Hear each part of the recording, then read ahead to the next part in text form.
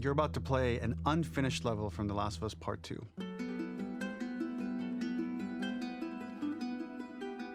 The reason we added this section is there are a few sequences, and we picked the 3 of the best ones, that we cut from the game. Often we build a game that's much bigger than what ends up being the final product. They were months away from being finished, but we wanted to give you an insight of what it's like when we built the game, because often we have this whole thing constructed and it doesn't have final art or audio or dialogue. And here you get to see the building blocks of what it's like when we first string a bunch of these levels together.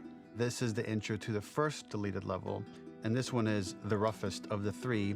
We wanted to show more of how Jackson operates. So this is the festival where Ellie ultimately kisses Dina. This sequence would have come very late in the game as a flashback sequence while you're in the farm with Dina. And we wanted to show what is the rest of Jackson doing, and wanted to put on the stick, make it interactive. So you could see when you're outside, there are all these almost like carnival games that you can play. You could mix drinks, you could play with these kids that are playing a sort of clicker Marco Polo, sit down and listen to conversations. And all the different interactions were first or second pass, very, very early passes. The building blocks are there, but nothing is final. And ultimately, while we were very excited by the sequence, it's pretty fun and lighthearted. It just slowed things too much as we're barreling towards the end of the story at this point. So again, reminder, rough, missing audio, missing animation, missing gameplay tweaks, missing dialogue, but pretty representative of what it would have been. So enjoy.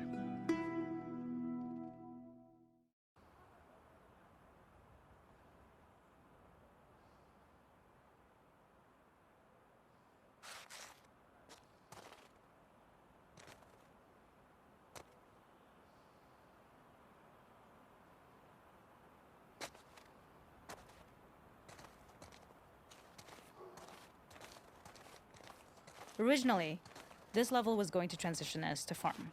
We would go all the way through to the dance, where Ellie and Dina share their first kiss.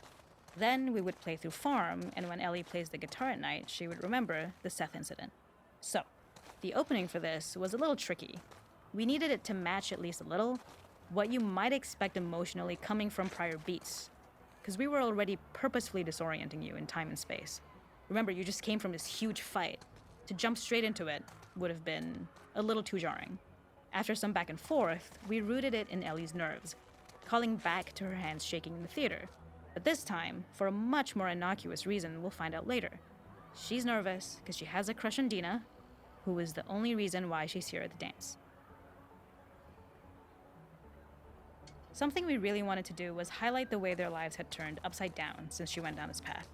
We had this idea of recontextualizing all of our usual gameplay mechanics that were designed for really violent ends.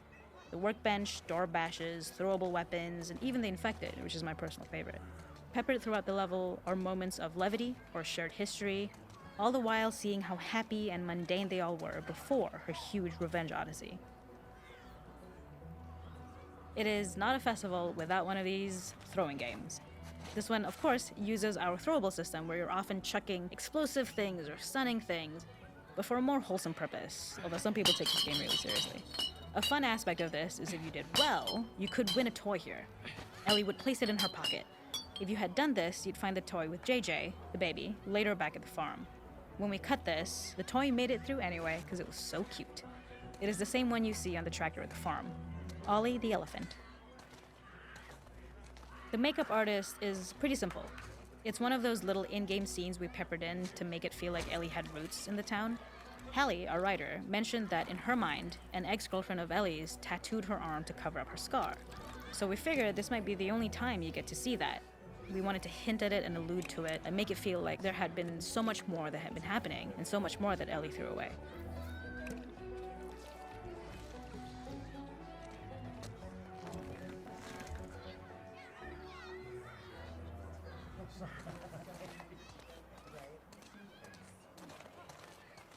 This is one of my favorite sections because I think that it achieves both the slice-of-life aspect of Jackson while also being a stark reminder of how dark the world that they live in really, really is. To attract attention and curiosity, one of the kids was supposed to make this adorable, messed up little clicker impression, and the others would giggle. We tried a version where if you got close enough, the kid might try and follow you a little before turning back. Since clickers are blind and move by echolocation, for this game of messed up tag, Ellie must close her eyes and listen for when the children give themselves away. The thought was that these kids are in relative safety. They still grow up with the dangers of clickers and runners, and all those lessons would embed themselves in the games that they play. When the festival got cut, they tried to preserve this moment and move it to the front of the game where the snowball fight is, as a tutorial. However, being in the headspace of a clicker doesn't really teach you how to deal with them.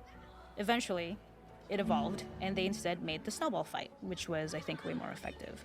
For me, it's character illuminating that not only does Ellie know this game, she plays along. There's a familiarity with the kids that's really nice to see, especially because it's such a difference from the Ellie we see later, who has a sort of hollow normalcy that she's trying to get with JJ, but kind of fails.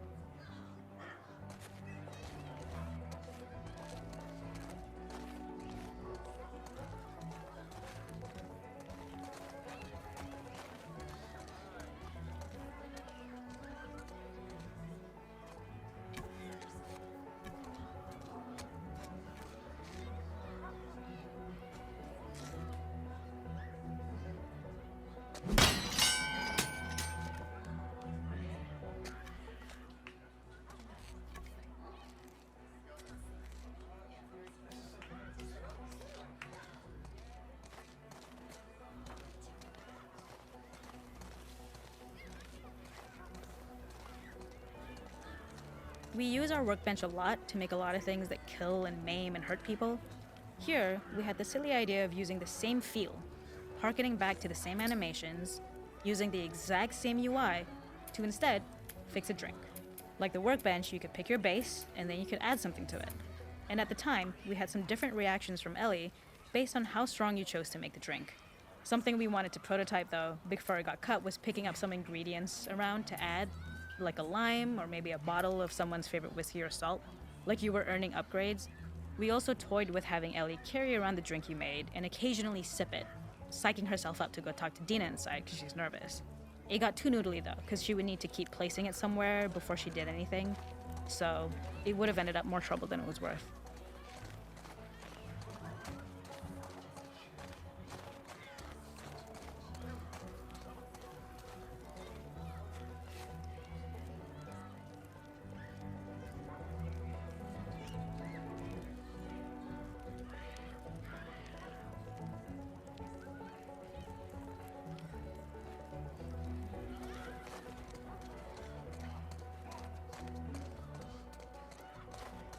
There's a hidden spot at the back that was just a bit of fun.